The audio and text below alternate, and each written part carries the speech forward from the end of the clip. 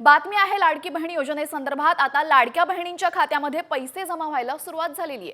1500 रुपये जमा झाल्याचा मेसेज लाडक्या बहिणींना आलेला आहे। नंदुरबार जिल्ह्यात लाडक्या बहिणींच्या खात्यामध्ये पैसे जमा झाल्याने त्यांनी आनंद व्यक्त केलाय।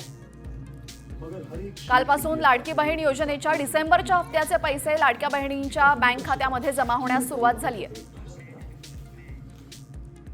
राज्य सरकारच्या महत्त्वाकांक्षी योजना असलेल्या लाडकी बहीण योजनेच्या पैसे अनेक दिवसांपासून महिला ज्या आहेत त्या लाडक्या बहिणी हे वाट बघत होते। मात्र आता आज त्यांना लाडकी बहीण योजनेचा लाभ मिळाला आहे। महिलांच्या खात्यावर 1500 रुपये जमा झाले आहेत। काही महिला आपल्यासोबत आहेत। लाडकी बहीण योजनेची अनेक दिवसापासून प्रतीक्षा होती, आज पैसे मिळाले, काय खूप दिवसापासून वाट बघत होतो। 2100 रुपये येतील, सरकारने 2100 रुपये सांगितलेले होते, पण आज 1500 रुपये आले, तरी आम्ही आनंदी आहेत। तुम्हाला पण आले का पैसे?